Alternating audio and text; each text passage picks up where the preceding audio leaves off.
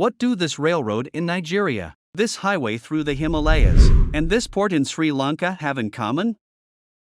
They are all a part of China's new Silk Road, which is a massive undertaking, as you might not believe. It costs $4 trillion, affects 69% of the world's population, and consists of 2,600 separate projects in more than 100 nations.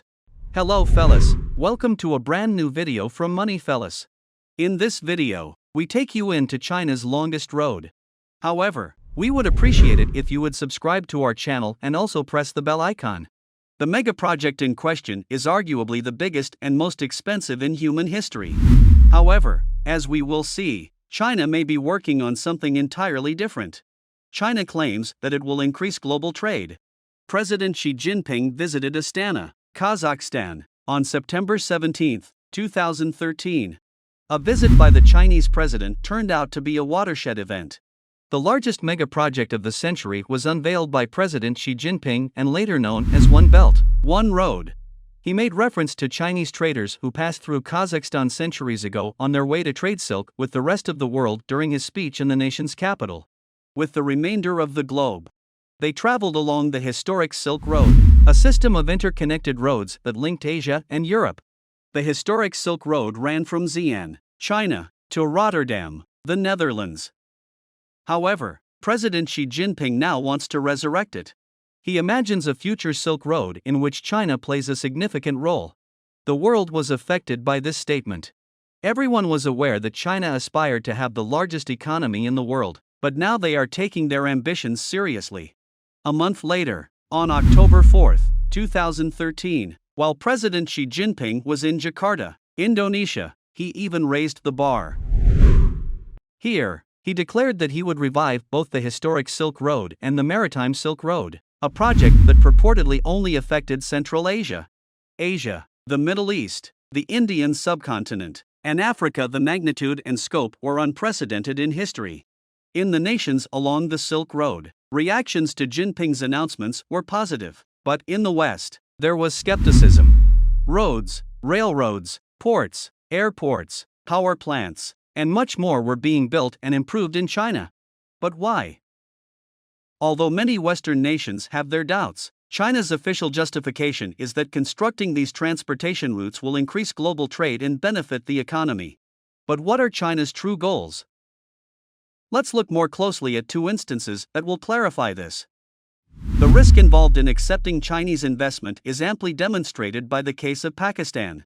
Pakistan urgently needs to upgrade its transportation infrastructure, as the nation still uses a 150-year-old rail system that needs to be replaced.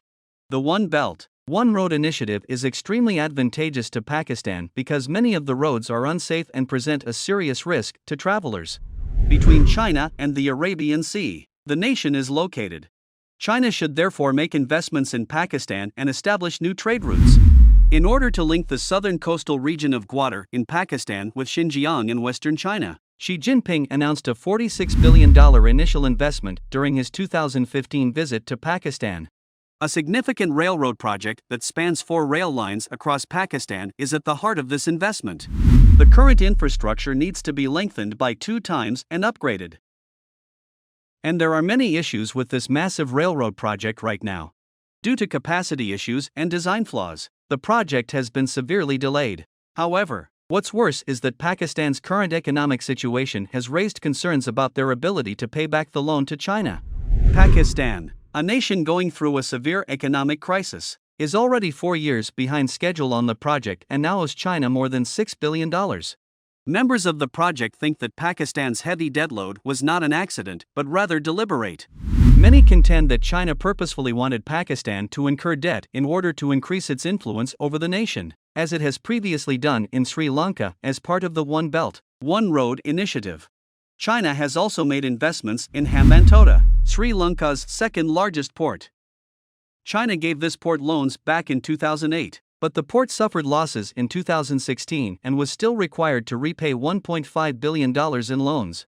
The port was to be privatized and given to a company owned for 100 years by the Chinese government by the Sri Lankan government. Many critics of the One Belt, One Road initiative have referred to it as debt trap diplomacy because it uses debt to influence other countries, which worries the U.S. Department of Defense. Pakistan and Sri Lanka serve as cautionary tales. But why do these nations choose to borrow money from China rather than from Western nations? These nations borrow money from China because there are allegedly no conditions attached, which is typical when a nation seeks a loan from a Western nation. They will lend the money provided that the nation agrees to implement social or democratic reforms. China, on the other hand, offers judgment-free loans. However, the real power China acquires comes from the United Nations voting chamber, not its ports, railroads, or roads. China can gain allies and exert influence by investing in large-scale projects.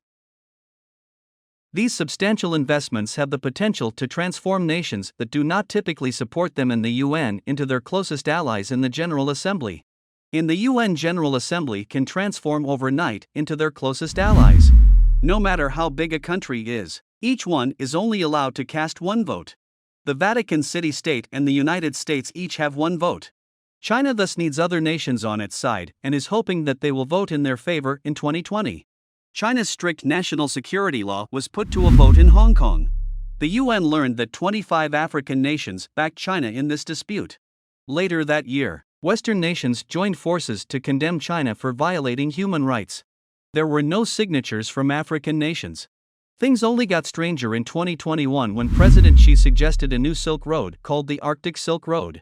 There is a wealth of untapped oil and gas on this continent, and the melting ice caps mean that new shipping routes are opening up. In any case, 9 years after that historic announcement in Kazakhstan, China has finally received some competition. Let us know if you'd like us to cover this in a future video.